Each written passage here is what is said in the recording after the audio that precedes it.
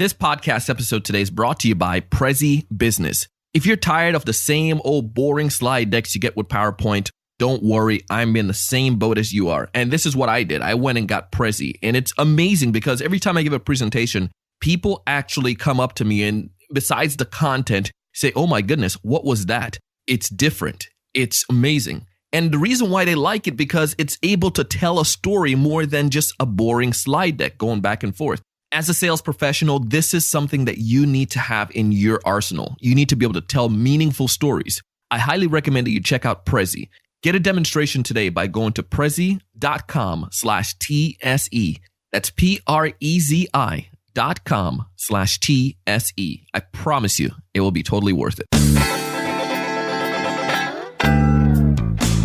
Hey, everyone. Welcome to another great episode of the Sales Evangelist podcast. I'm your host, Donald Kelly, the Sales Evangelist. And I'm so excited for another great episode. I'm so excited to be here with you today to evangelize. And my guest on this episode today is a motivational speaker. Dude has inspired and worked with some of the biggest brands you can think of. Folks like HP, Citigroup, HSBC, Canon, Nestle, Philips, Mecedes-Benz, and the list goes on and on and on. And he has a book. I would recommend you check it out. We're going to talk about it a little bit today. It's called You Can Win, a step-by-step tool for top achievers. And as a sales professional, we know at times that, well, let's not say at times, this game is a mental game.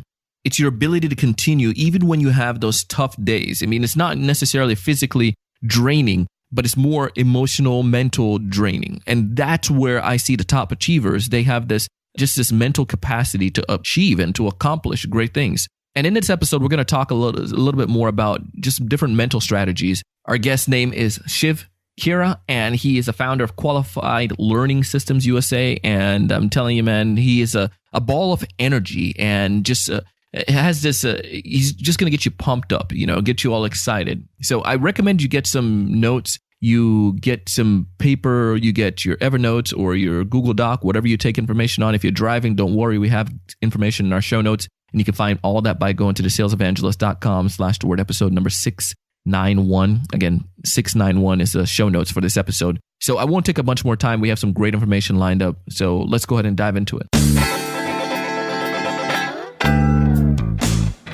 Welcome to the show, Shiv. Hey, thanks.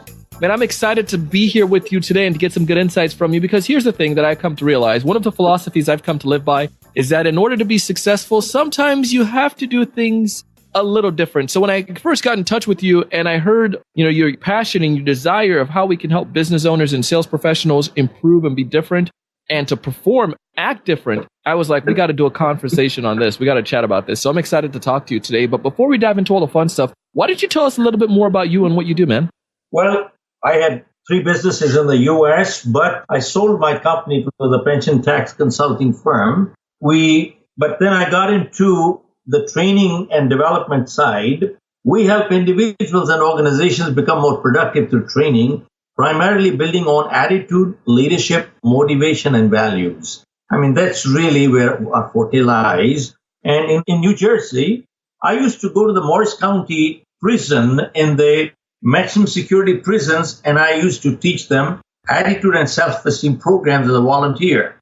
And then I went into Hackensack jail, and then I went into the women's cell, and then I went into the juvenile cell. So that's where I triggered off, and I saw life change. Then I moved on to the corporate world, and that's really how things change. And we moved on. And then God was kind, and my first client was Lufthansa German Airlines, and we kicked off from them, and thereafter there was no turning back. That's all. So you started off pretty small then, huh? That sounds like a big client. So you got into this training side and you started realizing what the key was to helping people become winners. How winners don't do different things, they do things differently. Can you explain that philosophy to me for a second? Sure. You see, this is our globally registered trademark. Winners don't do different things, they do things differently. So people ask, what do they do differently? First of all, what they do differently is winners form the habit of doing things losers don't like to do. And what are the things losers don't like to do? They're the same things winners don't like to do either, but they do it anyway. See, Losers don't like to get up in the morning. Winners don't like to get up in the morning either, but they get up anyway. See, losers don't like to work hard. Winners don't like to work hard either, but they work hard anyway. See, they form the habit of doing things losers don't like to do. They bring all positive behavior into reflex action.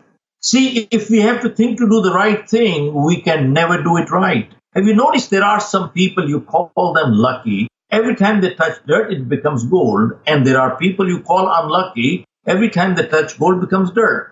If you analyze their life, analyze every transaction in their life, the positive behavior has become habitual to the person you call lucky. Every time they do it, they just do it right. It happens that way. The reflexes move right. And the person you call unlucky, analyze their life, analyze every transaction in their life. The negative behavior has become habitual. Every time they do it, they just do it wrong. And it happens that way. The reflexes are moving wrong. So this is where it comes down to, you heard this little phrase, practice makes perfect. This is really not true. Practice only makes permanent whatever you practice. Only perfect practice makes perfect. Some people keep practicing their mistakes and they become perfect in making mistakes. And I'm not playing on words. Go check out any field anywhere in the world. Look at people in the martial art. They get the white belt, green belt, yellow belt, purple belt, brown belt, black belt. 5 years later, they're doing block punch, block punch, block punch. And right from day one, the teacher teaches them, go slow, learn the right form, speed later. Form first, speed later. Even when they get the black belt, they're still learning block punch. You know why? The teacher wants to get the block and punch into reflex action. Because they realize if the student is ever in a street fight, if he has to think to block and punch, he'll get beaten up. A martial arts student never has to think to block and punch. So that is what we are talking is, winners form the habit of doing things losers don't like to do. And you find our parents said one thing, form good habits, and habits form characters.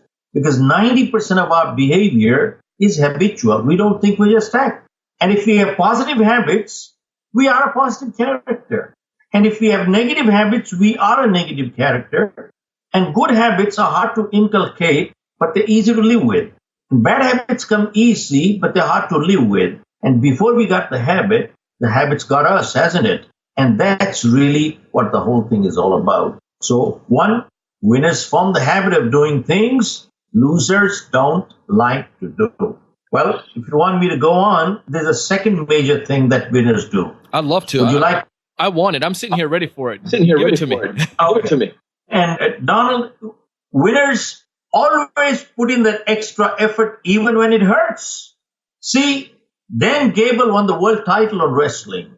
And when he became the champion, people asked him, how did you do it? He said, when I was preparing for the championship bout, I was exhausted. I wanted to give up. But then he said, I pictured my opponent. Mentally, what was he doing? He said, my opponent would be practicing, so I went back into practice. He said, again, a point came.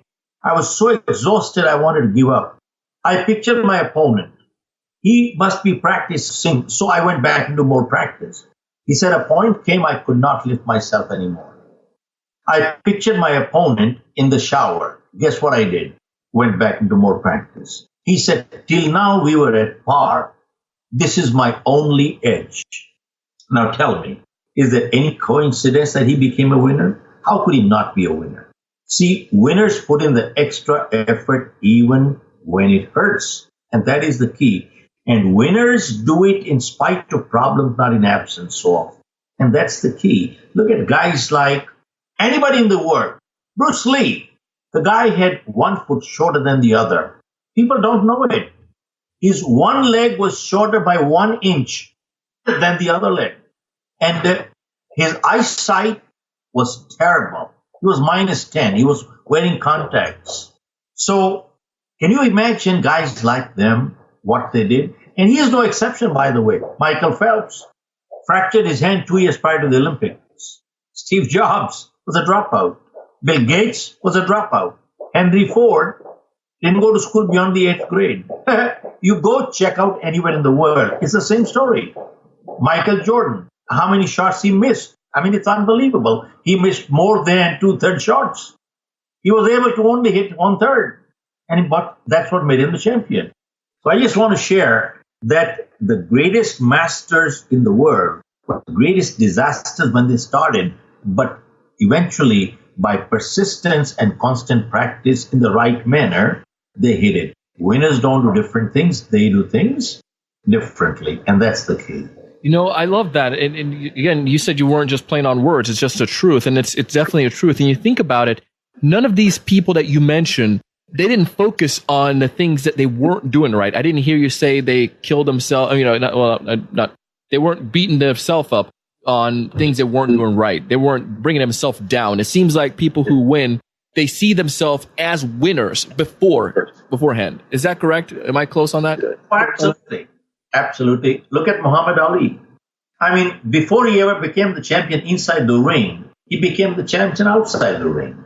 And he said something very nice. He said, to succeed in life, we need two things. We need the skill and we need the will. They're both important, but one without the other will not do the job. But between the two, he said, will was a little more important than the skill. Because he said, when I was fighting the championship bout and I was knocked down, I was lying on the floor and the referee was counting me out. At that time, it was not my skill that picked me up. What skill? He already beat me. At that time, it was my will that kept saying to me, get up one more time. Just get up one more time. Just get up one more time. Just get up one more time and just get up one more time. He said, it was my will, not my skill that picked me up. And that is it. I mean, you look at anybody in this world, all success stories are stories of great failures. Some of the greatest masters were the greatest disasters when they started. But that's the key. But they became only masters when they persisted in the right manner. How does one develop that will, so to speak? We have sales professionals listening to this, and they're like, yeah, I want to be successful. I want to make my, 100% commission and more. Or a business owner is saying, yeah, I want to get my company to $100,000 or $1 million business. We know we need to do some of these things, but how do you develop the will to get there? Is this something you have to be born with, or can this be taught? Donald, I've been in selling all my life. And in fact, some of the greatest entrepreneurs were the greatest salespeople. In fact, some of the greatest leaders in the world were the greatest salespeople, because if they were not able to sell the idea to the world, why would the world follow them? How could the world follow them? Obviously, they were doing something right. And people don't understand that selling is a rejection business. You got to take 10 no's before you get a yes. That is selling. But you see, unfortunately, most people take the rejection personally and they get demotivated and they quit. No wonder you have such high attrition in the field of sales. So really, when a person is being rejected or they hear rejection, they're not being rejected personally. Maybe the product is being rejected, or maybe the company is being rejected, or maybe the potential client doesn't need it today. Maybe he's in the market later. But you can't take it personally. And in fact, that is one major reason why people are not able to do anything. Look at this. In the same profession, same product, same price, same territory, how come there are some people who cannot even make a living and there are some people who make a killing? I was selling life insurance in the US, and we found out that by and large, most sales take place in the fifth closing attempt. And 80% of people quit before the fifth closing attempt. Only 20% people went up to the fifth or more closing attempt. No wonder 20% people make 80% of sales. The 80-20 rule is so solid, it's unbelievable. And that is universal. It applies to every product, every company, every industry, and everywhere. It's amazing. I love that. Early on was that concept where you need to separate those, as a sales profession, you can't take it personally. Like if you were to tell me, no, it's not that you hate Donald and my family and you're disrespecting my bloodline or anything like that. You don't know me. You're you're probably just not the right time, like you said, right? Or it's probably just not the right situation. We can't let stuff like that bring us down and hinder us. And I find it as entrepreneurs, you probably see this. So many entrepreneurs give up after the first 2 years or even after the first year, right? When they face some of those challenges and some of those difficulties. How important is it to associate yourself with like-minded people when you are starting a business or you're trying to be a top seller? I'll tell you what, it doesn't apply only to business. You see, it is well said. I'm writing my new book here, and I put in there where we will be 5 years from now will depend on two things. One, the books we read and the company we keep. Where we are today also is the result of these two items, the books we read in the last 5 years and the company we kept in the past 5 years, which is what? Which means input determines output. See, we become the kind of company we keep, and we get attracted to them. The mourners, groaners, and people who are depressed, pessimistic, they get attracted to one another. And similarly, you find positive thinkers. And there was a survey done in the US which said the self-made millionaires invariably read 2 or 3 books every month. And let's say if their career is 35 years, that translates into close to 1,000 books in their lifetime.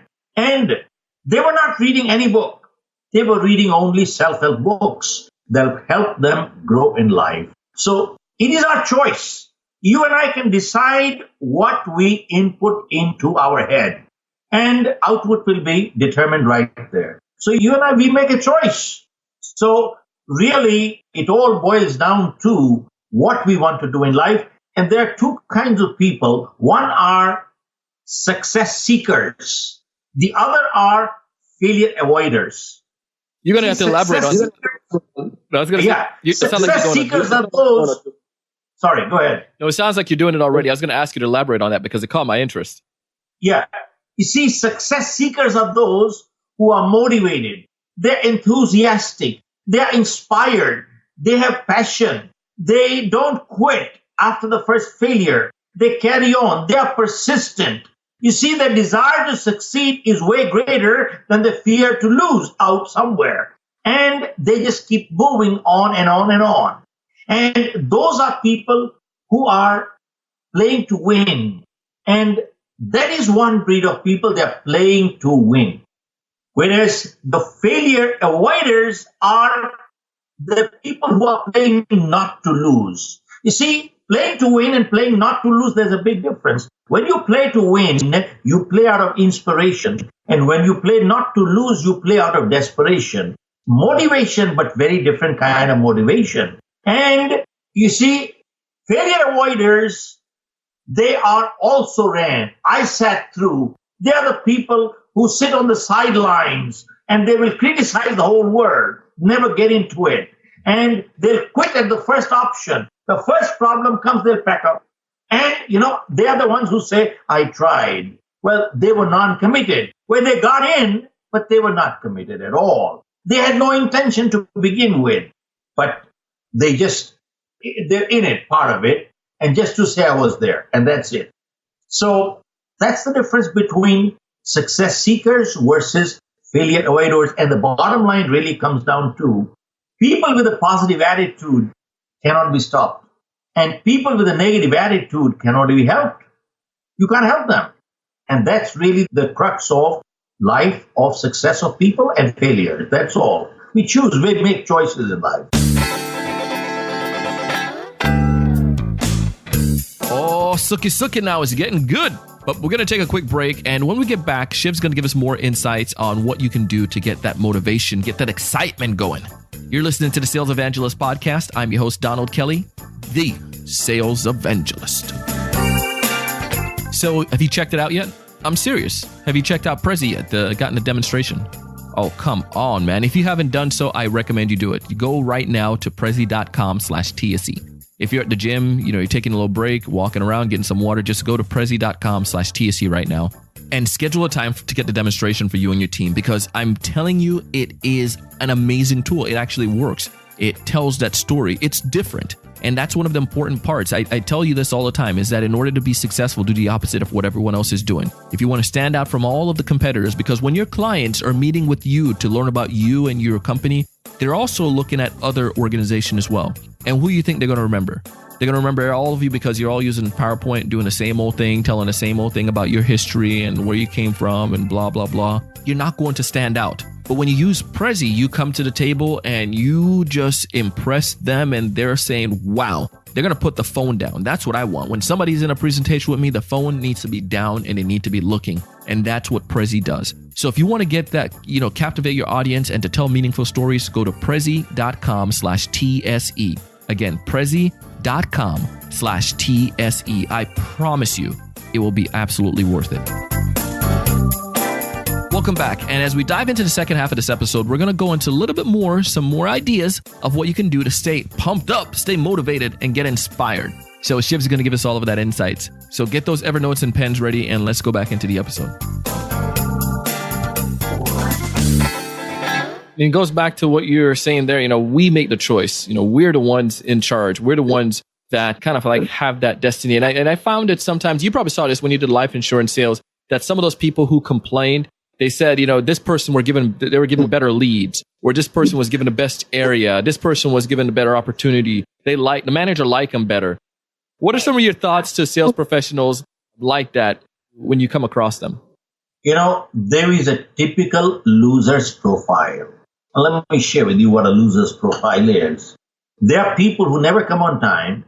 Then they come into the office. They need to wake up. They've already had 10 cups of coffee and tea, and then they go on, and then they look around somebody, see who they can catch, another victim who is also a loser, and they catch, and they will moan and groan and complain everything. Then they will make a few phone calls, and then they'll go into lunches, and nobody wants to talk to me. Then they'll go and spend 2 hours on lunches, extended lunches, and then they ate too much, they come back, and they need to have another cup of coffee and tea to wake up. And then they make a few phone calls, and then they say, it's now 5 o'clock, I got to go home. And then they go home dragging their feet, dangling all the way home. And when they get back home, and their husband or wife, if they ask, how was the day? He said, what day? What are you talking? And if they ask, how's business? He said, what business? Well, don't you know that we are going through a recession? Our country is going through recession, and the globe is going through a depression. My manager is a rascal. My products are overpriced. And then I am looking for my next job, and they put the resume on the net. Their resume is permanently on the net. And they're looking for the next job, and the next job, and the next job. That's a loser's profile. Non-committal people, totally. And that's it.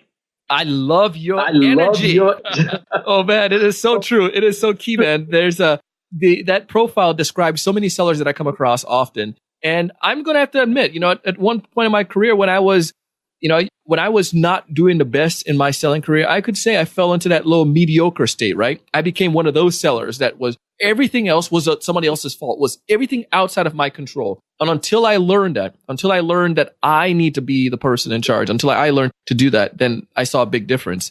I amen it, man. I love it. Thank you so much for sharing that. Hey, Donald, I'll tell you what, you're not the only guy. There's nobody in this world who does not go through ups and downs and depressions. Some of the motivational speakers out there, many times I go, people ask me, do you get demotivated? Of course I do.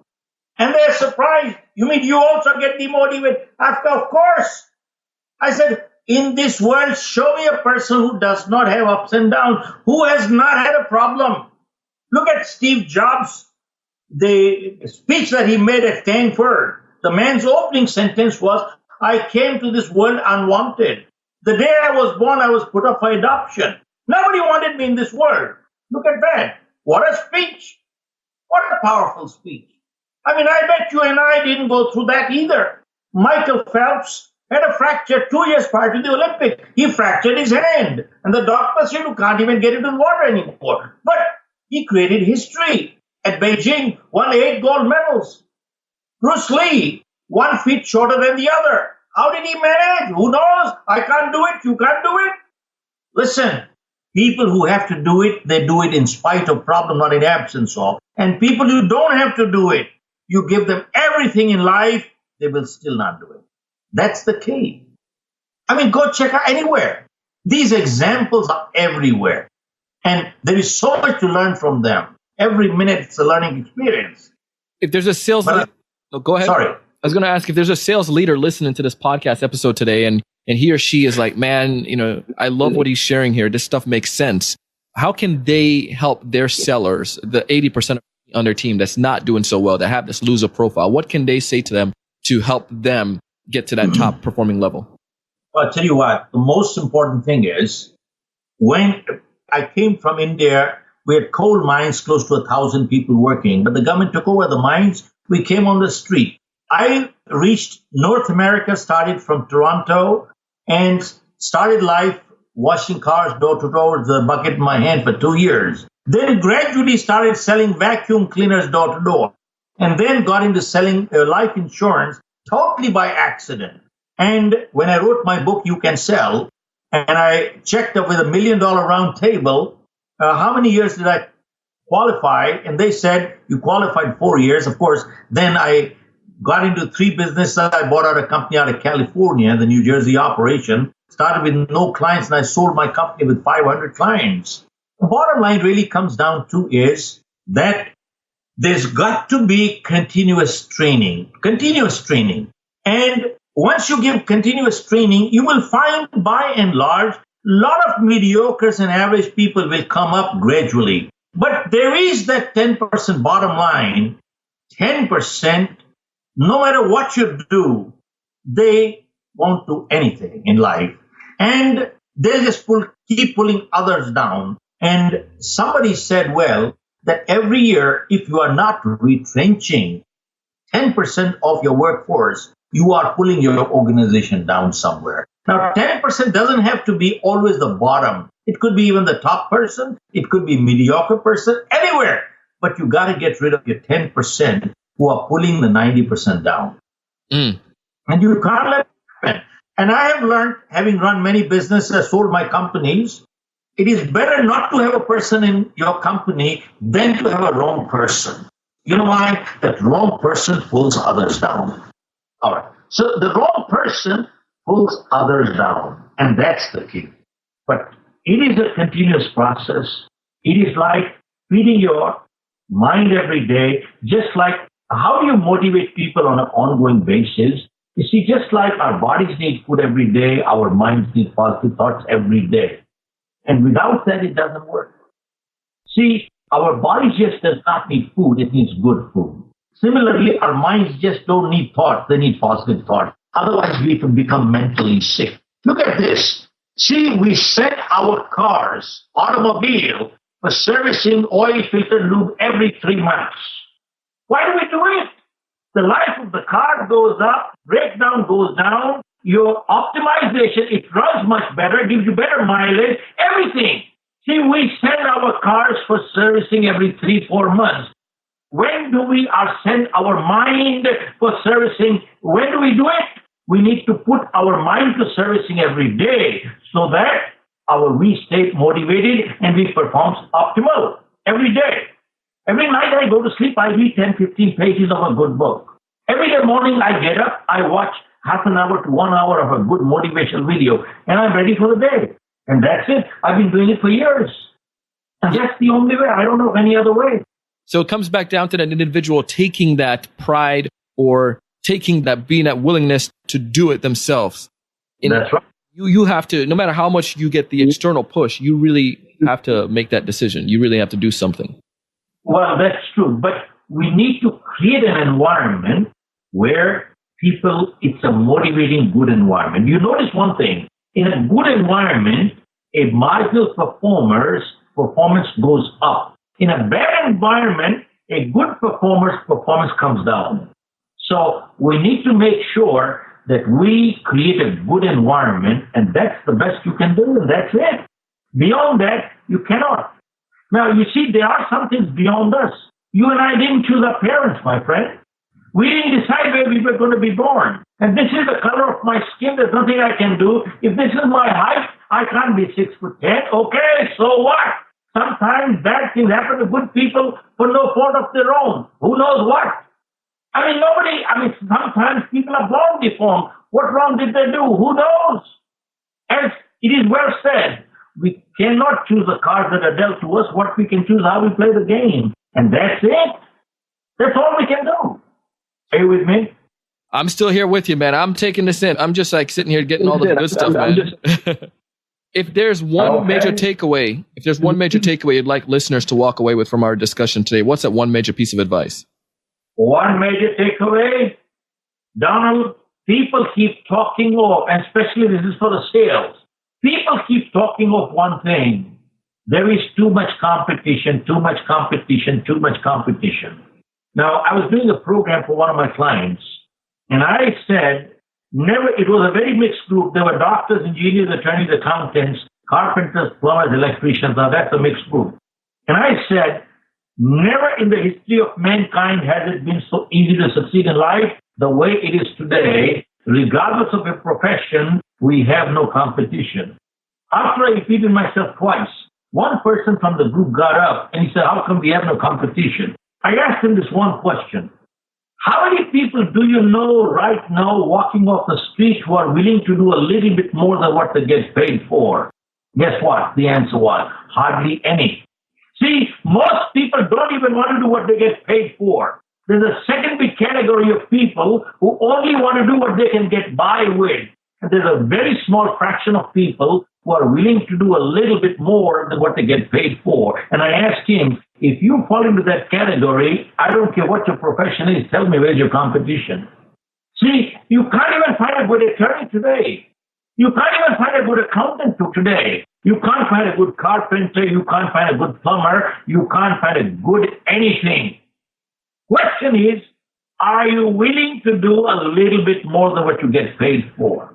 Folks, you ask, if you look at life histories of people who have succeeded or the organizations that have succeeded, they all have lived by one principle. And that is, I shall always give more than what I get to my family. I shall always give more than what I get to my organization. I shall always give more than what I get to my customer. And I shall always give more than what I get to my society. I said, if you live by this one little principle, tell me where's your competition? In fact, you become the competition. You have no competition. Are you with me? Oh, man. Good stuff. Good stuff. That's it. Donald, that's it. You know something? This is not rocket science. Funny part is, most people want to succeed. Very few people in this world are willing to pay the price to prepare to succeed. I repeat, there's a difference what I said. I didn't say price to succeed. I said price to prepare to succeed. Go check out anybody in this world. You know what Bruce Lee said once? He said, I am not afraid of someone who knows 10,000 ways to kick. He said, I'm afraid of a person who knows only one way to kick, but he has practiced 10,000 times that one kick. That's the person I'm afraid of. So really, this is what people live by. As we come to wrap up here, if folks out there want to get in touch with you, what's the best way for them to connect with you? I know you just have a new book released, right? Are you working on? Coming up 3 months down the line, and my publisher from UK is Bloomsbury. But no, my website is www.shivkhera.com. And that's it. Awesome, man. And Well, if folks out Thank there, you, sir. no problem. Yeah. If folks out there want to get in touch with you, though, they want to get connected with you, what's the best way for them to connect with you? Well, Shiv Khera at shivkhera.com. That's my email. But the website is www.shivkhera.com. Awesome, man. Well, we'll put that stuff in our show notes so folks can get access to it so they can get connected with you. We really appreciate your time and your willingness to come on our show and share some insight with us. Thank you so much. Where are you based anywhere in the U.S.? I'm in South Florida. Where are you based in Florida? You are in? South Florida, West Palm Beach, Florida. Where? Florida. Oh, West Palm Beach. Okay. Well, I'll be there in a few months. I'm likely to be there. But if you send me your address or something, we are just celebrating You Can Win, that my book, we've just exceeded 3.5 million copies on that book. Wow. And we haven't got the dates cleared, but I have a friend of mine who's inviting me to address at the House of Lords, possibly by March next year. But no, we have a little jewelry box with You Can Win bone china mugs. If you send me an email, let me just send you a set of mugs. That's all. Sounds great. And I'd like you to have your coffee in my You Can Win mugs. That sounds like a plan. I like it. Yeah. Let's do it. Great. Send me your street address and telephone numbers when I'm in U.S. I'll give you a call, and in the meantime, I'll just send you the mugs and have your tea, coffee in there. That sounds like a plan. And I have to say, you got a great smile, man. Great job. Well, thank you so much. I appreciate you taking the time to come on the show today. Thank you, sir. Donald, thanks a lot. God bless you, my friend. Same to you. Take care. I told you this man knows what he's talking about. Dude gave us some great insights, and he's a fun individual to chat with. Just full of energy and full of excitement. It's full of optimism. And I recommend that you get his book. If you want to get more details, you can find it in the show notes by going to thesalesevangelist.com/the-word episode number 691. Again, thesalesevangelist.com/the-word episode number 691. All in all, I want to help you guys. I really want you to be successful. I give you guests like this. I talk about tools that work like Prezi because it works. These things work, but it won't work if you don't do it. So you have to apply it. You have to implement the strategies. You have to change what you're doing. You can't do the same old and expect amazing new results. You have to change and do different things. And that's why you need to do a different presentation and get rid of your boring PowerPoints. Check out Prezi. If you want to learn more, go to prezi.com/TSE. That is PREZI.com/TSE. It's going to be totally worth it. The demonstration will just blow your mind and you'll be like, oh my goodness, how did I live without this for all this time? So again, get all the details. Go to prezi.com/TSE. I want you to be successful. I want you to be happy. But you know what? The most important thing for me is for you to go out each and every day and do big things.